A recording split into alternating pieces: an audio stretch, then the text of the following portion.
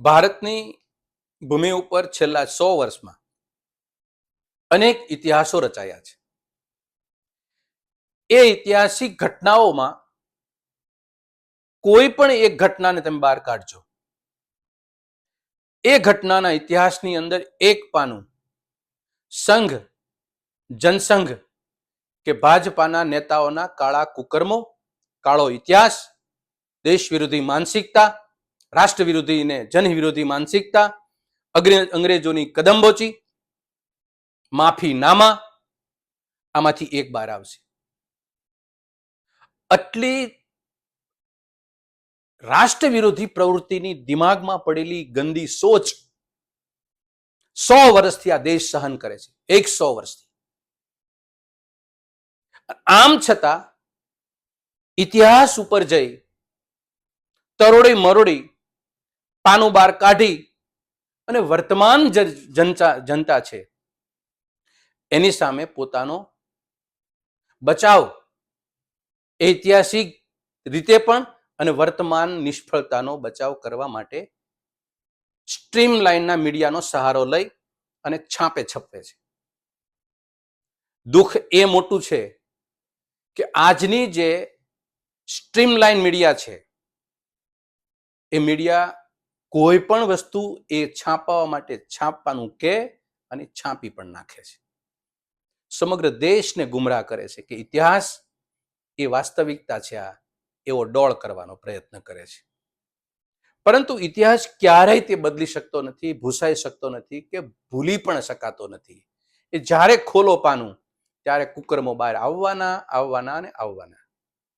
એક ભાજપના આગેવાને કોંગ્રેસને નવનિર્માણના આંદોલનના વિદ્યાર્થીઓના પરિવાર પ્રત્યે ગાંધી ફેમિલી કે ગાંધી પરિવારના સભ્યો કે કોંગ્રેસે ક્યારેય તે માફી નથી માંગી. 1974માં થયેલા આંદોલનનો સંદર્ભ ટાંકી આજની તારીખે છાપામાં છપાવવા માટેની માનસિકતા કઈ આ દેશની જનતા જાણે છે.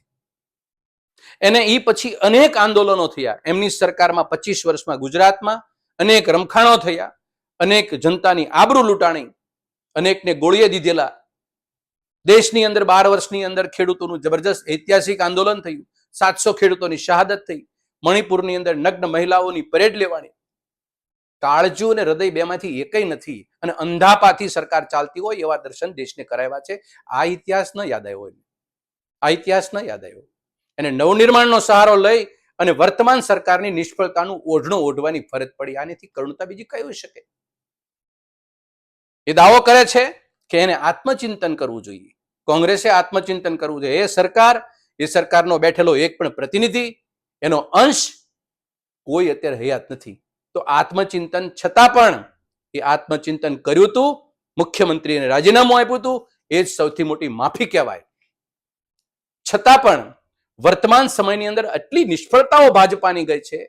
કયા રાજ્યના મુખ્યમંત્રી કે કયા રાજ્યના મંત્રી કે દેશના વડાપ્રધાન કે ગૃહમંત્રી કે કોઈ પણ મંત્રીએ રાજીનામું આપ્યું? નિષ્ફળતાને સ્વીકારવી એ તો દેશહિતની સૌથી મોટી પવિત્ર ફરજનો ભાગ છે.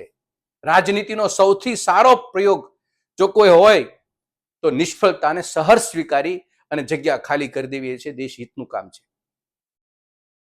એનાથી આગળ કહું, નવનિર્માણના આંદોલનનો અભ્યાસ ભાજપાએ, સંઘે અને બચેલા જનસંઘના લોકોએ પણ કરવો જોઈએ.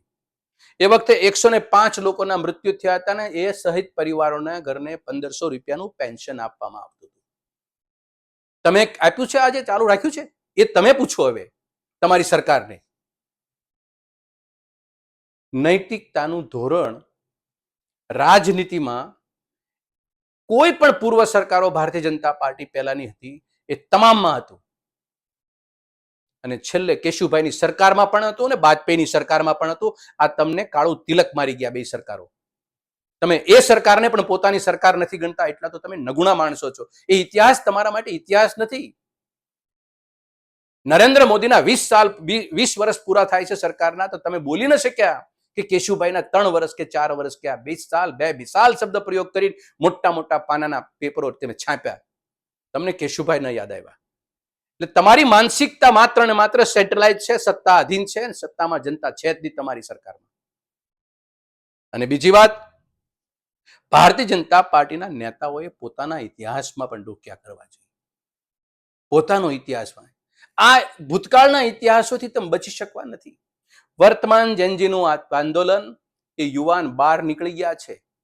એને કોઈ નેતાની જરૂર નથી, નથી કોંગ્રેસ પક્ષની જરૂર કે કોઈ પક્ષની જરૂર. તમે આ એનો મિજાજ પારખવામાં ભૂલ કરી રહ્યા છો. એનું ભોગવવાનો વારો ટૂંક સમયમાં છે. જેનજીનું આંદોલન, એમાં જેને તમે લાઠી મારી, તમે એને ઉપર અશ્રુ ગોળા ફેંક્યા, તમે ખીલા જડેલા દંડાવાળી કરી,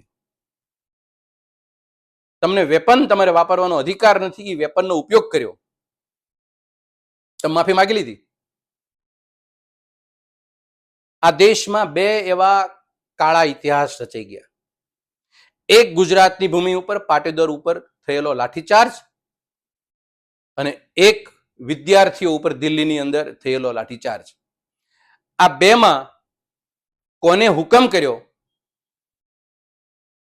એનો ભારતીય જનતા પાર્ટીનો ખાલી એક વ્યક્તિ કે આદેશનો એક કાગળ મૂકી દે સ્ક્રીન ઉપર, તમને તમામ ગુના માફ થઈ જશે. તમારે નવનિર્માણના આંદોલનનો સહારો કેમ લેવો પડ્યો? તમે એ કેમ ના યાદ આવ્યું કે પાટીદાર આંદોલન વખતે મુખ્યમંત્રીને ખબર નથી, ગૃહમંત્રીને ખબર નથી, તો આંદોલનનો આદેશ લાઠીચાર્જનો આપ્યો કોને? અમરનાથ ઉપવાસ ઉપર બેઠેલા વિદ્યાર્થીઓ ઉપર જુલમ કોને કર્યો? એ આદેશ કોને આપ્યો હતો? આ બોલો. તમારી નિષ્ફળતાને ઢાંકવા માટે નવનિર્માણના આંદોલનનું ઓઢણું ના ઓઢો, અને જનતાને તમારી વાસ્તવિકતાનો ખબર પડી છે. તમે મૂર્ખામીમાં ગણાઈ જઈ રહ્યા છો. હવે એ પણ તમે સ્વીકારતા થઈ જાઓ. જેનજીનો જવાબ આપો, કોંગ્રેસને નહીં. અમને ન જવાબ આપો ભાઈ. અમારો ઇતિહાસ તો કલંકિત હતો, માની લીધો, એમ તેમ હતો, માની લીધો. અમે દેશનું ભલું નથી કર્યું, માની લીધું. બધું બરાબર છે 5 દાયકા સુધી.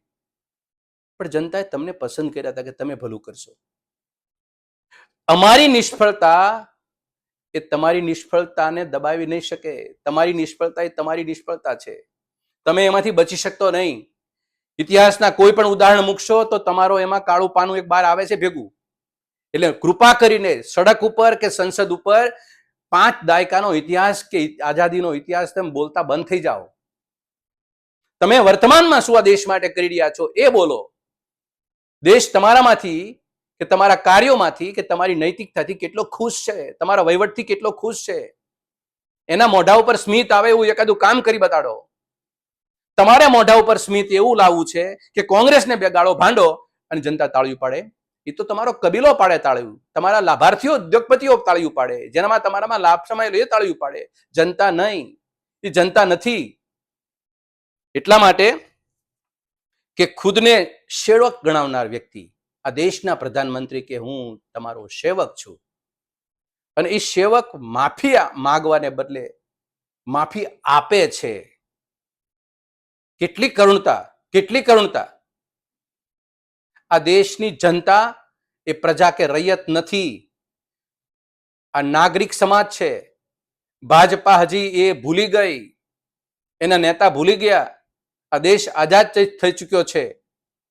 અંગ્રેજોની કદમબોચીમાંથી તમે હશો, અમે કોંગ્રેસ નહીં કે જનતા નહીં. એ ઇતિહાસના પાના ઉપર બરાબર વાંચન કરી અને આ રૈયતને અને પ્રજા ન સમજો અને એની સામે માફી માંગો. ફરીને મારી વાત એટલા પૂરતી હતી કે ભાજપાના આગેવાન ઇતિહાસના પાના ઉપર ડોક્યા કરવાને બદલે વર્તમાન સમયે જનતાએ જે જવાબદારી આપી છે એ નિભાવે.